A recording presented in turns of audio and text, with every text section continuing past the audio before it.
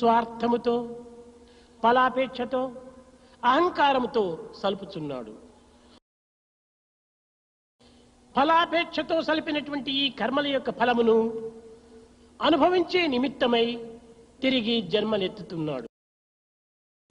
కనుకనే కర్మానుబంధీని మనుష్యలోకి, మానవుడు కర్మచే బంధింపబడినాడు. ఏ కర్మలు చేసినా ఈశ్వరార్పిత బుద్ధితో చేసినప్పుడు ఇవి పవిత్రముగా కొనసాగుతాయి.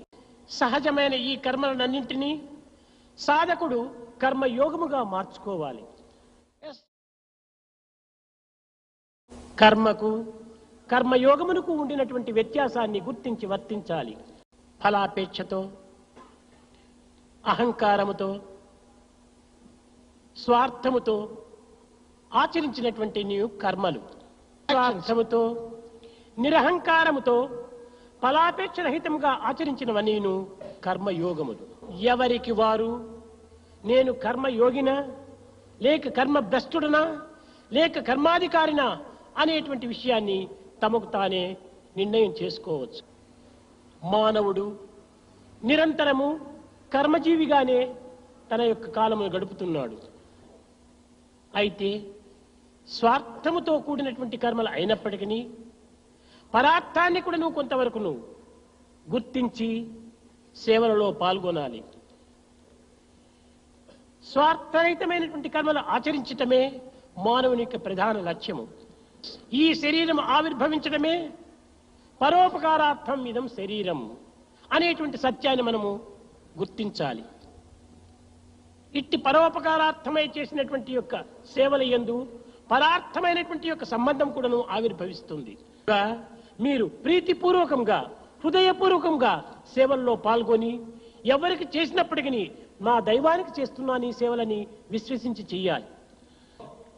ఈ సేవల యందు నిజముగా నిరహంకారం అనేటువంటిది మన యొక్క సత్యసాయి సంస్థల యందు మాత్రమే ప్రత్యక్షంగా గోచరిస్తుండాలి. ఈ అహంకారము చావాలంటే నిజమైనటువంటి యొక్క ప్రేమ పెరగాలి. ప్రేమ స్వరూపులారా, జన్మకు కర్మమే కారణం. కనుక ప్రతి మానవుడు కూడాను కారణ జన్ముడే. కర్మ ద్వారా జన్మించినటువంటి ఈ జన్మకు ధర్మము ప్రధాన పురుషార్థము. మానవునకు మానవత్వమే ధర్మము. మానవత్వం అనగా ఏమిటి? మానవత్వం అనగా మనసు మాట క్రియయు అన్ని ఒక్కటిగానే అతికియుంటా, మనసునందు ఒకటి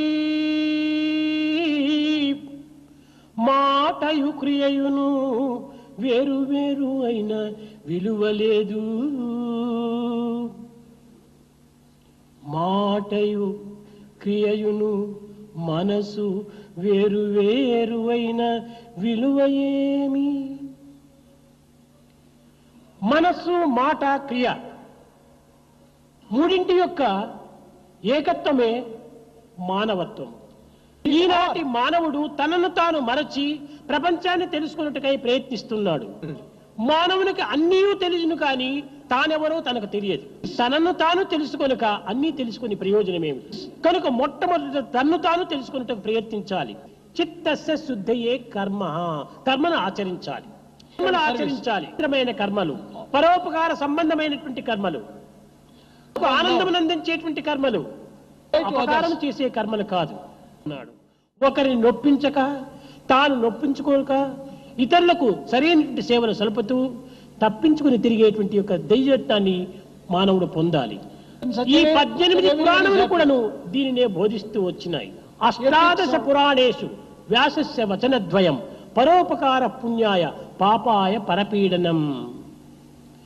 హెల్ప్ ఎవర్, హర్ట్ నెవర్ అని 2 పదములతో చెప్పింది.